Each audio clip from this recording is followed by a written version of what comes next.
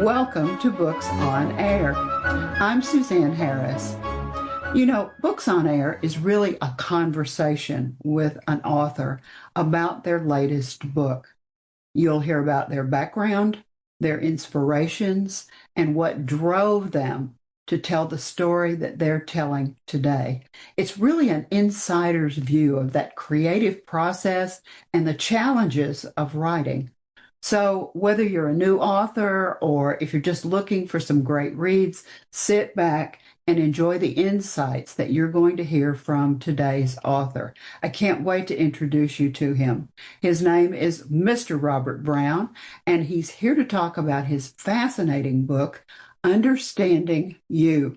Robert, welcome.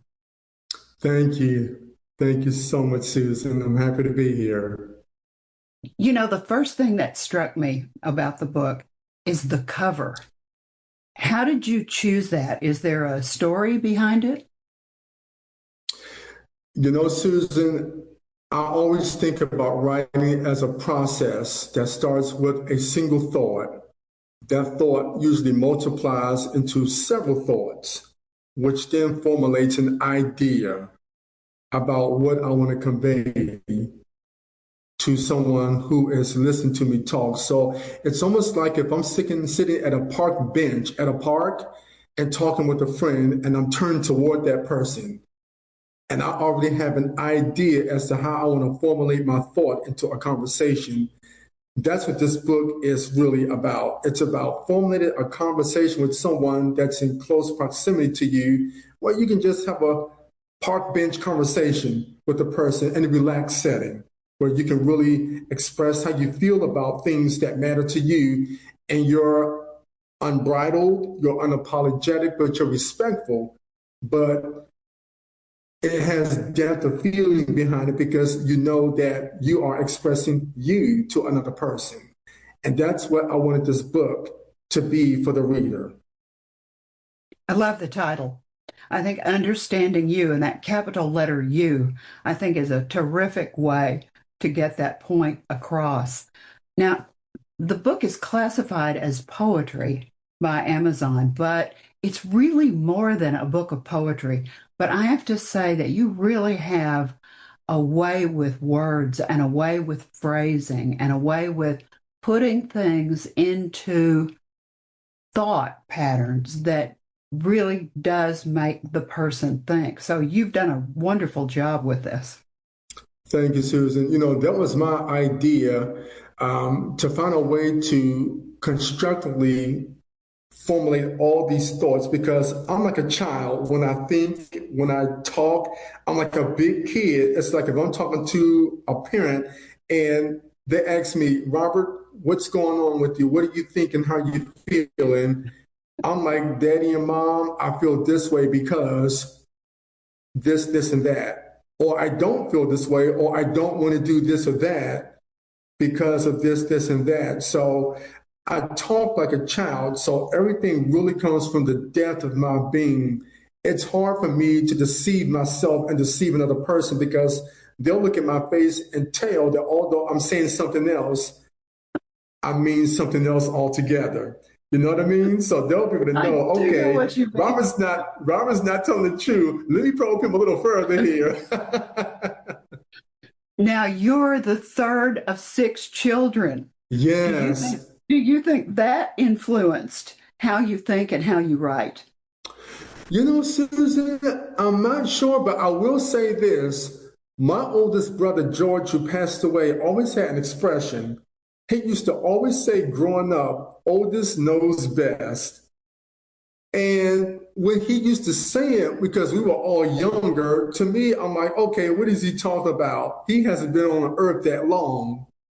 But as I've gotten older, and especially after he passed away in 2011, I started to see what he was talking about. And that statement was the impetus that drove me to write this book because of what he told me about myself that helped me understand, Robert, get to really understand yourself. Make sure that anything you do is a reflection of who you really are as a person, not somebody else's expression of you not based on what others may perceive you to be or perceive you not to be, but make sure it's really about who you understand yourself to be. So he indicated to me that's going to take time for you to arrive at that point. So don't rush the process. This book, in many respects, which really covers almost 20 years as a project from 2006 until now that we're having this interview, really suffices the point. So I'm really happy I listened to him. How did the book happen for you, Robert? What's your process? I mean, I know that some authors that they either call them a pantser or an outliner. You either sit down and really know everything. You got 93 poems in the book. Did you sit down and know what the poems were going to be, or did they just come to you and let you know what order they were going to be in? When I write, I'm a pantser. I sit down at a computer or with a pad. I prefer a pad, and it just starts to Mm-hmm. flow because I start seeing it in my head. How does it happen for you? That's similar to me, Susan. With me, what happened is I had the idea as to how I wanted to formulate, but I didn't know exactly where to start. But my brother was alive at the time that I started my writing. So Okay. I asked him, how should I go about? Because I have an idea. He said, Robert, talk to people like you used to talk to mama. Talk to people like you would talk to a grown up. Talk to people the way you would answer your teacher in class. And it will come natural because then it will flow because the child in you will come out. So if you're going to write a book, write it as a child, not as an adult. So your thoughts flow, so you allow the space in your mind to create what it is you want to have jump off the page. It will come to you as you start, but think about it as you talking to somebody who is your superior as a child, whether it be your parent, your teacher, or uncle, or grandparent, whoever, because then you know what's coming off the page is going to be a truthful expression of yourself. And that got me started. I really like that. I'm a former English teacher, and hearing what he said to you makes perfect sense to me because I think sometimes authors get mired in what they're trying to say and they don't sit back and think, how can I say this in a way that a child could understand it? That's something that Einstein once said. He said, if you can't explain whatever it is you're trying to get across to a 6-year-old, then you don't understand it yourself. So I think your brother Mm-hmm. was a genius with what he told you. Yes. Did you learn anything that surprised you about yourself as you were writing the book? Often that will happen to authors, especially when they're writing books that are this personal. Yes. It's a matter of fact, Susan, that you asked the question because I was just thinking about the other day. I learned something about myself through what happened with a friend of mine.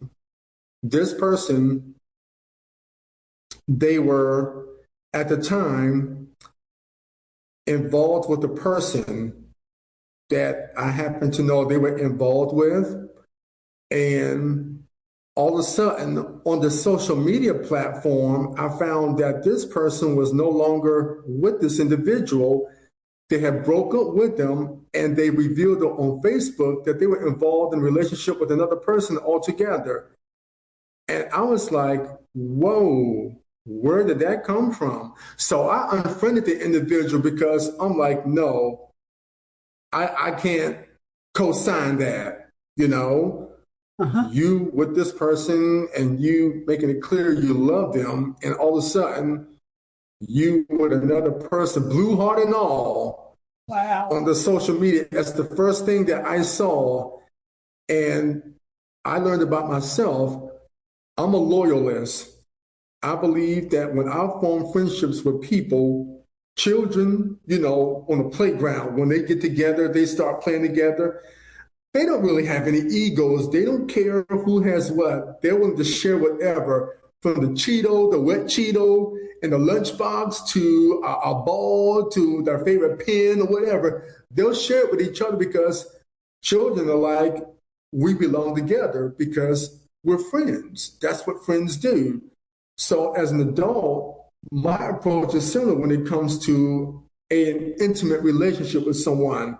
I approach it like a child that once we're together, we should always be together unless you definitely do something that changes the constructs of that relationship, such as cheating or anything like that. If that doesn't help it, let's work it out. Let's talk it over. Let's do what we can to keep it together. That's me. And that's what I learned about myself. I'm a real loyalist. I love it. It's always surprising, I think, what bubbles to the surface as you start to explore your own psyche or your own mind or the way that you think when you really step back from yourself. Now you've got that creative mind. I can hear it in your voice. I can hear it in the way that you describe what you do. People who write um, have a different way of thinking. And sometimes I think it's hard for people who are not writers to understand what happens inside that writer's mind because it's an interesting process. Would you agree? Yes, definitely. In fact, as I was starting to write, after the first two or three poems I put together, I said, okay, the first poem, which is entitled Turmoil, was the very first poem I wrote. And that really set the stage for the rest of the book because that was the feelings that I had going on inside of me at that time about my life, about my past, and about my prospective future. Where do I go from here? And based on that conversation I had with my brother, he told me because I was at one time married and I unfortunately ended in divorce. The marriage didn't last. My brother said something to me. He said, Robert, use this time to reset yourself. Sit back, get a chance to understand who you are moving forward. Therefore, you'll find yourself with the space that you need in your own mind to create a new path for yourself. Don't do what everybody else around you is doing because there were people who were in and out of love, being with people today, and then tomorrow there was somebody else. And he said, if you do it that way, you'll find that you never really find yourself, but you're trying to discover who you are through somebody else or the way they're living. He said, you can't do that because their life is already their life. They made their choices, which decided their future, which is their current present. You want your future and your present to be different based on who you are as an individual. So step back, give yourself the space to reset yourself mentally, realign yourself with who you are, and then forge ahead. Even if it means you have to lose out on opportunities of romance or other connections with people who really don't align with you, it's okay. And I listened to him. And Susan, I tell you, it was the best thing I did. I don't think I would have completed the book if I did not listen to my brother. I would have never got to the end. I know you miss him terribly. I do, Susan. And don't you I still hear do. him in your head? Don't you still hear him talking to you and giving you some of those pieces of advice sometimes just because you remember how he talked, you remember what he said? I mean, I Yes. that just makes sense to me, and I hear how important he was to you. Yes. Very much so. Um, Even now, I think about him and I wish he was here to see the Yes, completed project, yes. to tell him that, hey, I listened to you. I believe what you told me that oldest knows best. Now I understand what you mean. But I'm also thankful because my brother was a man of faith. He believed in God. Uh, he was a devout Christian. He believed in a time where people would be equally happy.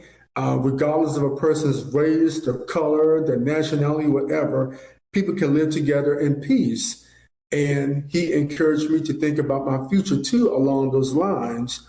So his example moved me to really focus on my relationship with God.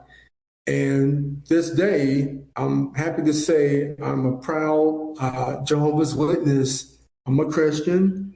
I love Jesus, my Lord. I love my Heavenly Father, Jehovah. My brother was avid about the Bible. He would draw pictures about people. He was very artistic. And he would say, Robert, take a look at this. What do you think about it?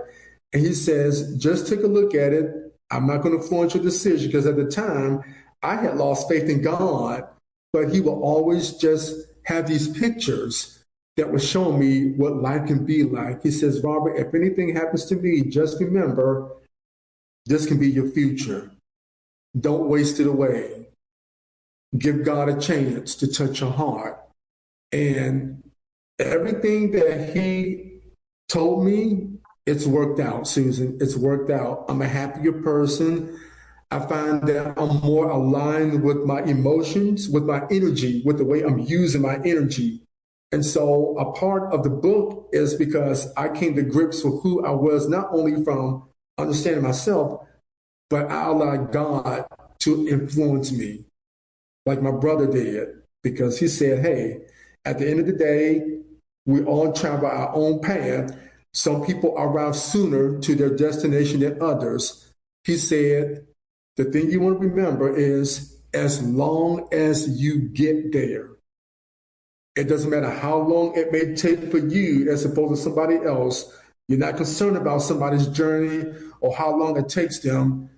You make sure that at the end, no matter how long it takes you to find your destination, as long as you arrive there, you want to be at peace with who and what you are as a person. And this book is a summation of the man, the author, that is truly at peace with who he is right now. Well, it's so motivational and it's so inspirational, Robert. I'm sure that the people who are listening to us right now are wondering where they can find the book. It's obviously on Amazon. Let me give them the name of Yes. the book and spell your name and everything so they can find it easily. When you go to Amazon, just put in the name of the book is very easy. It's just the word understanding and then a space and then a capital letter U, which I think is so clever, by Robert, and his last name is Browne, Browne. And you can find it right there on Amazon. But Robert, you also have a website with your publisher. Tell me the address for that website and then what could I find there? Could I buy the book on the website as well? Yes, Robert Browne at authorhousebooks.com. Yes, you can also find it at Robert Browne at authorhouse.com. So you can find the book and you can purchase it right on the website. It is available. Now, your social media presence, tell me about what's going on with that. We're in the works of putting that together very soon. That will be out and available for the public to access. We're working on that. And shortly after this interview is concluded, we'll be making the final preparations to get the website, the social media presence out there for the public. So look for you, right? Yes, look for Arthur Browne, Robert Browne, Understanding You. I have one last question that I always like to ask an author because the work that any author does is so dear to their own heart. It's always important to me that you get to say the last thing about your work because people will sit down with your book, Understanding You, and they will start to read the book, but they won't just read it cover to cover. That's not the way your book will work. They will sit down and they'll read your poetry and they'll close the book and they'll put it aside for a little while and think about it. But then they'll go back and they'll read more of the poems. And then they'll put it down again and they'll think about it because it's there's a lot to think about there. Mhm. But eventually they will get to that very last page and they'll read that last page and they'll either electronically or literally close the back cover of that book. When that reader closes that book, what's the real bottom line message that you want him or her to take with them from your book? Susan, it amounts to this: be true to yourself with your intention, with your approach with other people, with your interactions, and the way you decide to associate. Make sure that every decision we make is an expression of the person we really are, apart from what we may perceive others to think us to be or how they reason we are based on what they see on the outside. Take the time to really align yourself with your goals and your motivations and your purpose in life through the way you choose your associations and the way you choose yourself. Sometimes we fall so much in love with a story that we forget reality is really just two people, like we mentioned earlier, at that park bench in the park, sitting down and having a conversation with each other, just talking unapologetically but respectfully to one another about how they feel about things, about issues, about what's going on with their family or at work or whatever. We want people to understand that when they read that book, they know where they are positioned at this moment.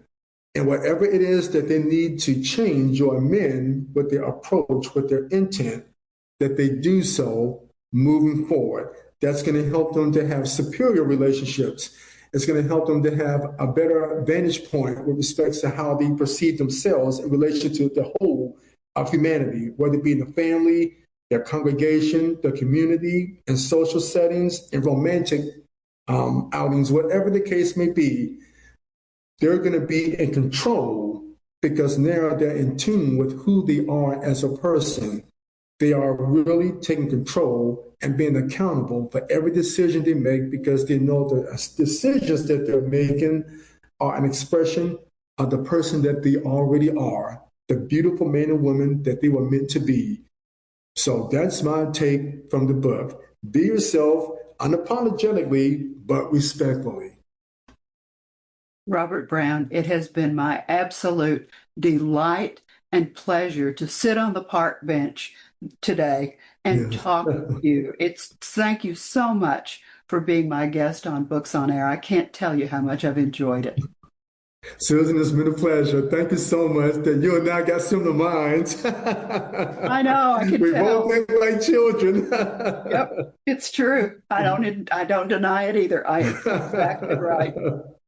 Remember that you can find Robert Browne's book, Understanding You, on Amazon and on the Author House website. Thank you for being our guest today and listening to our program here on Books on Air. It's been such a pleasure to have you. I hope to see you next time. And remember, keep reading, keep writing, and most importantly, keep telling your story. Take care, and we'll see you next time.